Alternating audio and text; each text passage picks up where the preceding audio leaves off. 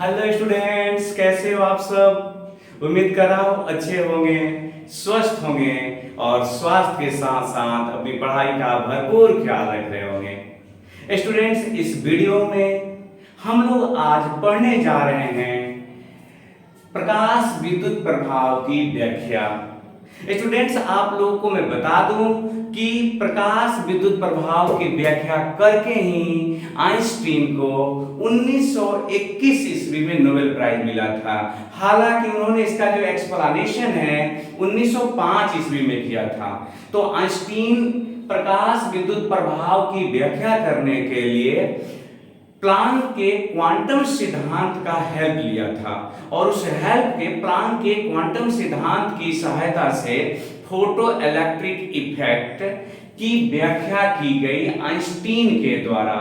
कब? 1905 ईस्वी में। और इस व्याख्या के रिवार्ड के रूप में उन्हें नोबेल प्राइज दिया गया 1921 ईस्वी में फिजिक्स में। तो सोचिए, इस लिहाज से देखें, इस दृष्टि से देखें तो ये कितनी बड़ी बात है, कितना महत्वपूर्ण टॉपिक है जिसको आज हम लोग समझने जा रहे हैं।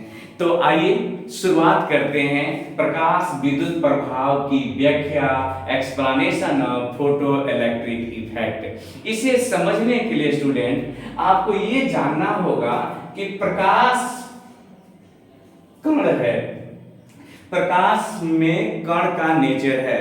एक्चुअली जब तक आप प्रकाश में कण के नेचर को नहीं स्वीकारेंगे, फोटो इलेक्ट्रिक इफेक्ट की व्याख्या संभव नहीं है।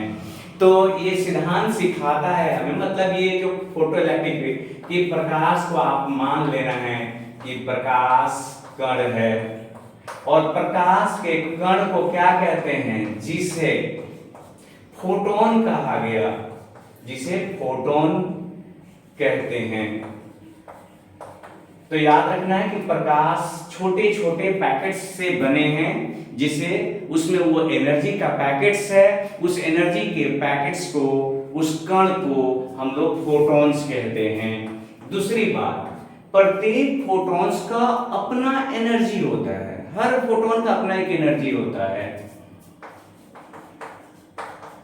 प्रत्येक फोटॉन्स का अपना ऊर्जा होता है। और जैसा कि मैंने अभी आपको बताया कि इसकी व्याख्या के लिए आइंस्टीन ने प्लांक के क्वांटम सिद्धांत का हेल्प लिया। तो प्लांक ने बताया था कि जो फोटोन की ऊर्जा होती है स्टूडेंट, E बराबर वो hν होती है, जहां E एनर्जी है, ऊर्जा है, H प्लांक्स कांस्टेंट है और ν जो है आवृत्ति है। तो इस तरह से अगर देखें तो E जो है डायरेक्टली प्रोपोर्शनल ν माने आवृत्ति के। तो सिंपल से इसका तो मतलब ये निकलता है कि अगर आवृत्ति बढ़ा दी जाए, फ्रीक्वेंसी बढ़ा दी जाए, तो फोटोन की ऊर्जा बढ़ जाती है। तो इस बात का ख्याल रखिएगा कि प्रकाश की आवृत्ति बढ़ाने से फोटोन की ऊर्जा बढ़ती है, मतलब फोटोन की ऊर्जा सीधे प्रकाश पे जाकर निर्भर करती है। अब आते हैं उस टॉपिक के बारे में जिसकी व्याख्या के लिए मैं ये टॉपिक बना रहा हूं, प्रकाश विद्युत प्रभाव की व्याख्या। इस व्याख्या को समझने के लिए भी आपको एक दो और बातें जाननी होगी। मुझे यकीन है कि आप एकदम उत्सुक हैं जानने के लिए कि कैसे व्याख्या किया गया था। दोस्त, बहुत सिंपल है, बहुत ही सरल है। जरा देखिए, आइंस्टीन ने बताया, आइंस्टीन का ये तो बहुत पहले की घटना है, बहुत पहले से लोग जानते हैं कि जो धातु होते हैं, धातु के सतह पर फ्री इलेक्ट्रॉन होते हैं। आप भी जानते हैं, हम भी जानते हैं, छोटा छोटा बच्चा जानता है कि धातु के सतह पर क्या होते हैं? फ्री इलेक्ट्रॉन होते हैं। और यहीं से सारा मतलब कहानी का ये जो शुरुआत होता है। आइए जरा समझने की कोशिश करते हैं कि कैसे घटनाएं आगे बढ़ रही है। स्टूडेंट्स, हमने क्या किया, ये कोई मेटल का सतह लिया, धातु लिया, और धातु के सतह पर हमने यहाँ कुछ फ्री इलेक्ट्रॉन्स दिखा दिए। ये है मेटल सरफेस, मेटल सरफेस है, धातु का सतह है, और धातु के सतह पर ये जो दिखाया हमने, ये फ्री इलेक्ट्रॉन्स है। अच्छा, फ्री इलेक्ट्रॉन्स का ये मतलब नहीं है कि निकल जाएगा अपने आप। अब देखिए होता क्या है, जरा समझिएगा। ये आइंस्टीन ने बताया था। ये एक प्रकाश का हमने स्रोत लिया, कुछ भी लिया हमने। अब आप इस पे ज्यादा दिमाग नहीं लगाएंगे कि हमने क्या लिया, बस जो हमें लगा एक स्रोत लेना चाहिए तो हमने आपको यहाँ पे दिखाया है स्रोत। ये प्रकाश का स्रोत लिया, ये प्रकाश यहाँ से निकला और धातु के सतह पे आकर के टकराया। अब जरा समझिएगा कि जिसे आप प्रकाश कह रहे हैं, अब विज्ञान के नजर से देखिए जरा उसको, आप उसको फोटोन समझिए ना, उसे क्या समझिए, फोटोन समझिए। तो इसका मतलब कि यहां से फोटोन चला और ये फोटोन टकरा गया धातु के सतह से, तो ठीक है, यहां तक भी कोई बात नहीं, फोटोन चला धातु के सतह से टकरा गया। मजेदार बात यह है कि फोटोन माने क्या, ऊर्जा का पैकेट। तो यहां से ऊर्जा का पैकेट चला एक तरह से, पूरा ये एक इसको फोटोन के रूप में दिखाने की कोशिश कर रहे हैं ताकि विजुअलाइज कर सके, आप कल्पना कर सके कि वो क्या रहा है। ये फोटोन है, तो फोटोन का मतलब इसमें एनर्जी है, E बराबर h न्यू वाला एनर्जी, तो एनर्जी से भरा हुआ। ये जाके धड़ाम से टकरा गया इलेक्ट्रॉन से। जब इलेक्ट्रॉन से टकराया, जब सारा एनर्जी किसको दे दिया, इलेक्ट्रॉन को दे दिया।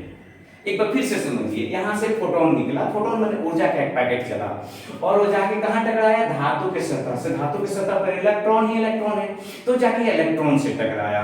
जैसे ही टकराता है, बस अपना एनर्जी जो पूरा पीठ पर एक एनर्जी चल रहा था, फोटोन किसको दे दिया, इलेक्ट्रॉन को दे दिया। अब जरा देखिए क्या होता है, आगे की घटना समझिए। जब इस इलेक्ट्रॉन को ये फोटोन एनर्जी दे देता है, तो इलेक्ट्रॉन ऑलरेडी आसपास के परमाणुओं से, इलेक्ट्रॉनों से बंधा रहता है। अब उसमें से जो ऊर्जा है, उसमें से कुछ एनर्जी को ये अपना बंधन तोड़ने में खर्च कर देता है, और जो शेष ऊर्जा बच गया, एनर्जी बच गया, उसको लेकर के ये बाहर इलेक्ट्रॉन निकल जाता है। थोड़ा सा और बेहतर समझने के लिए आपको मैं एक एग्जांपल है, कल्पना करिए कि जो फोटोन चला, इसमें 100 जूल एनर्जी था, ऐसा आपने मान लिया कि जो फोटोन आगे बढ़ रहा है उसमें 100 जूल एनर्जी है, और इस इलेक्ट्रॉन जो आपस में चारों तरफ के परमाणु से जो बंधा हुआ बंधन है, उस बंधन को तोड़ने में 60 जूल ऊर्जा खर्च होता है। तो 100 जूल आया इसके पास एनर्जी, इसमें से 60 जूल एनर्जी जो है बंधन तोड़ने में खर्च हो गया, बच गया कितना, 40 जूल ऊर्जा। इस 40 जूल ऊर्जा को लेकर के इलेक्ट्रॉन निकल गया, और इसी को आप काइनेटिक एनर्जी कह देते हैं कि जो इलेक्ट्रॉन है उसका ये काइनेटिक एनर्जी है, गतिज ऊर्जा है। आप जानते हैं गतिज ऊर्जा का सूत्र 1/2 mv² होता है, यहाँ me लिख दिया गया। me का मतलब मास ऑफ इलेक्ट्रॉन, मतलब कि इलेक्ट्रॉन का द्रव्यमान, जिसको आप जानते हैं कितना होता है, 9.1 × 10⁻³ kg। ये इलेक्ट्रॉन के द्रव्यमान हो गए। तो अब देखिए जरा ध्यान से सुनिएगा कि एक बार फिर से हम आपको समझाने की कोशिश कर रहे हैं कि आइंस्टीन ने क्या कहा। आइंस्टीन ने कहा कि जब आप प्रकाश डालते हैं किसी धातु के सतह पर, तो प्रकाश के कण निकलते हैं, माने फोटॉन्स निकलता है। वो फोटोन आगे बढ़ता है और सीधे टकराता है किससे, धातु के सतह से। धातु के सतह पर इलेक्ट्रॉन ही इलेक्ट्रॉन बिखरा हुआ है, मतलब कि फोटोन टकराया धातु के सतह, मतलब इलेक्ट्रॉन से। जैसे सतह से टकराया फोटोन, तो ऊर्जा का एक पैकेट का नाम है, बस वो ऊर्जा सब किसको दे दिया, इलेक्ट्रॉन को दे दिया। अब इलेक्ट्रॉन ऊर्जा पाके क्या करता है कि अपना अगल बगल जो भी बॉन्ड होता है उसको तोड़ देता है। बॉन्ड तोड़ देने के बाद अब जब बंधन टूट ही जाएगा तो वहां क्यों रहेगा, सोचिए जरा, बस वहां से जंप कर जाता है, निकल जाता है।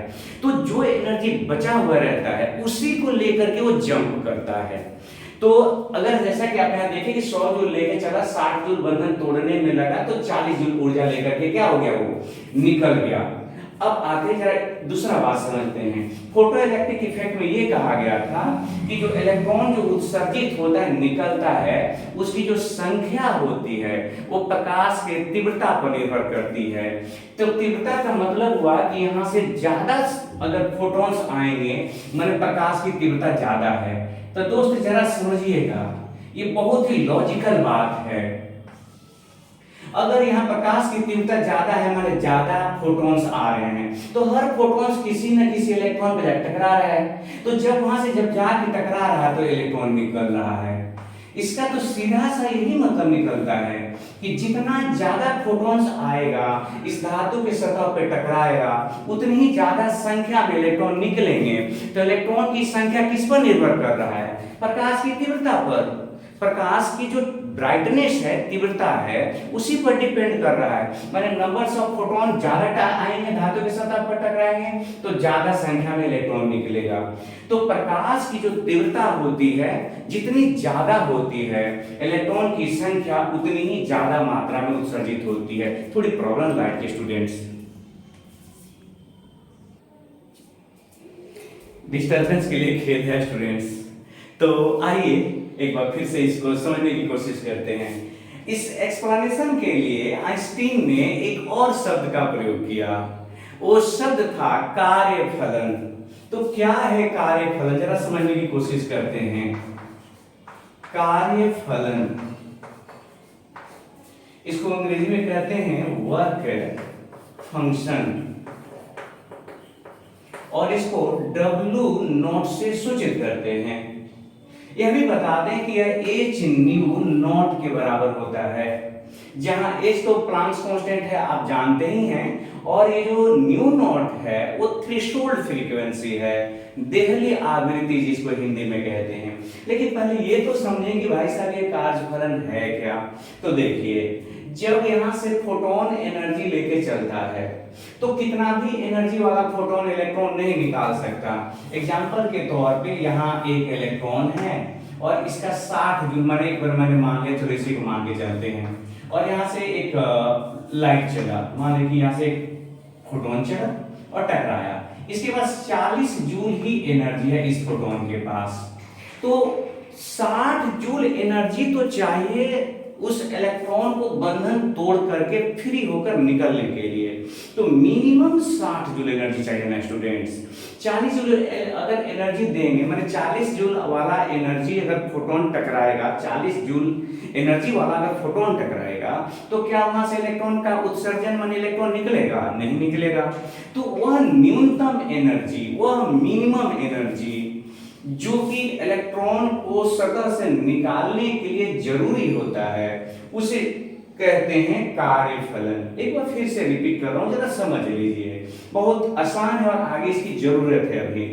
कार्यफलन का मतलब कि इस धातु के सतह से इलेक्ट्रॉन निकालना है, तो कितना भी इलेक्ट्रॉन ऊर्जा दे देंगे तो इलेक्ट्रॉन नहीं निकलेगा। एक मिनिमम एनर्जी चाहिए ही चाहिए, उतना कम से कम दीजिएगा तो निकलेगा। तो हर मेटल के लिए वो कार्यफलन जो होता है अलग अलग होता है, ये नहीं कि फिक्स है, सोडियम के लिए कुछ और है तो पोटेशियम के लिए कुछ और है तो रुबिडियम के लिए कुछ और है। तो वह न्यूनतम ऊर्जा जो इस इलेक्ट्रॉन को दिया जाए और इस धातु के सतह से निकल जाए। इस पूरे एक्सपेरिमेंट जो मैं आपको दिखाने की कोशिश कर रहा हूं, इसमें मैंने मान लिया है ये कि 60 जूल ऊर्जा चाहिए। तो ये जो है 60 जूल ऊर्जा कार्यफलन हुआ, मतलब 60 जूल ऊर्जा दीजिएगा तो ये इलेक्ट्रॉन फ्री हो जाएगा बंधन तोड़ के कि भाई चलो अब चलेंगे। तो अब जरा समझिएगा ये कार्यफलन है। अब आगे की बात समझते हैं। आपको ये देखिए जरा, ये कहा गया आपको कि फोटोइलेक्ट्रिक इफेक्ट में एच हर्ट्ज ने बताया कि जो इलेक्ट्रॉन जो निकलते हैं उनकी संख्या तो तीव्रता पर निर्भर करती है, लेकिन उस इलेक्ट्रॉन की जो काइनेटिक एनर्जी है वो तीव्रता पर निर्भर नहीं करती। वो किस पर निर्भर करती है? तो वो निर्भर करती है फ्रीक्वेंसी पर, मतलब आवृत्ति पर। जरा इस पॉइंट को समझने की कोशिश करते हैं। यहाँ पर एक इलेक्ट्रॉन है और एक और इलेक्ट्रॉन, दो इलेक्ट्रॉन हमने मान लिया। दो अलग अलग सोर्स से प्रकाश आया, एक सोर्स प्रकाश लेके आया और इसके पास वही 100 जूल एनर्जी जो हमने माना था वो 100 जूल एनर्जी है, और इसके पास ये 60 जूल जो है कार्यफलन है, माने 60 जूल एनर्जी लेगा तब जाके फ्री होगा। तो जैसा कि धातु तो ये भी 60 जूल है, तो 100 जूल लेके आया, 60 जूल तो खर्च हो गया बंधन तोड़ने में। ये लेके निकला कितना?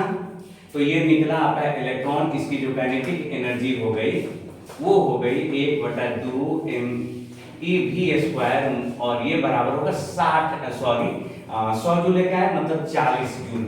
इसके इलेक्ट्रॉन जो निकलेगा वो 40 जूल एनर्जी लेके निकलेगा।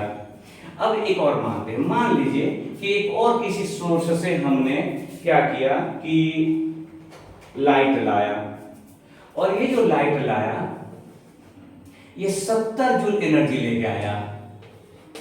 तो 70 जूल लेके आया तो 60 जूल तो ये अवशोषित कर लेगा। बचा कितना? मात्र बचा यहां पर कितना? तो 10 जूल एनर्जी। तो इसका मतलब कि जो भी इलेक्ट्रॉन निकल रहा है सबकी ऊर्जा बराबर नहीं होगी, उनकी काइनेटिक ऊर्जा बराबर नहीं होगी। काइनेटिक ऊर्जा किस बात पर डिपेंड करेगी? जो फोटोन है उसका एनर्जी क्या है, और फोटोन की एनर्जी किस बात पर डिपेंड करेगी? कि फ्रीक्वेंसी क्या है। इसका मतलब कि फोटोन की फ्रीक्वेंसी बढ़ाइएगा, आवृत्ति बढ़ाइएगा तो फोटोन का एनर्जी बढ़ेगा। फोटोन का एनर्जी बढ़ेगा मतलब कि इलेक्ट्रॉन जो निकल रहा है उसका काइनेटिक एनर्जी बढ़ेगा। अब आइए और महत्वपूर्ण बात, आइंस्टीन ने इसे समझाने के लिए एक फार्मूला दिया था। उन्होंने ये फार्मूला इस बात को ध्यान में रखते हुए बनाया, एनर्जी कंजर्वेशन लॉ, मतलब कि ऊर्जा संरक्षण का सिद्धांत। दोस्त ऐसे समझिएगा जरा, ये फोटोन 60 जूल ऊर्जा लेके आया, 100 जूल ऊर्जा लेके आया, 60 जूल हो गया खर्च इसको बंधन तोड़ने में, 40 जूल ऊर्जा लेकर के निकला। तो इसका मतलब कि इस ऊर्जा का तो आप एच न्यू कहते हैं, और ये जो ऊर्जा है इसको एच न्यू नॉट माने डब्ल्यू नॉट कहते हैं। तो यहां इसका मतलब कि ये देखिए 100 जूल, ऐसे समझिए 100 जूल बराबर ये हो गया 60 जूल, आप प्लस कितना निकल गया? 40 जूल। तो इसको जो 100 जूल एनर्जी है हमारे लिए वो है एच न्यू इक्वल टू ये 60 जूल क्या है? तो एच न्यू नॉट कार्यफलन है जो कि बंधन तोड़ने के लिए जरूरी है, और जो बच गया वो लेके निकल गया कौन सी? 1/2 me/v², जहां की me माने मास ऑफ इलेक्ट्रॉन और v जो है वो इलेक्ट्रॉन का वेलोसिटी है, वेग है। तो दोस्त ये एक फार्मूला निकल के आ रहा है। ये फार्मूला ये बता रहा है कि जो फोटोन है वो एनर्जी जितना ज्यादा लेके आएगा, ये तो फिक्स रहता है हर मेटल के लिए, जितना ज्यादा एनर्जी लेके आएगा उतनी ही ज्यादा ऊर्जा जो है इलेक्ट्रॉन ले करके निकलेगा। तो फोटोन की एनर्जी बढ़ने से जो उत्सर्जित इलेक्ट्रॉन है उसकी ऊर्जा बढ़ती है। स्टूडेंट्स, मुझे यकीन है कि आपको ये पॉइंट समझ आया होगा कि कैसे इलेक्ट्रॉन निकल रहे हैं, कितनी संख्या में, माने ज्यादा संख्या में कब निकलेंगे, ज्यादा एनर्जी लेकर के कब निकलेंगे। तो इस विश्वास के साथ कि आपने जरूर समझा होगा। फिर भेंट होगी एक अगले वीडियो में, तब तक अपना ख्याल रखिए। धन्यवाद।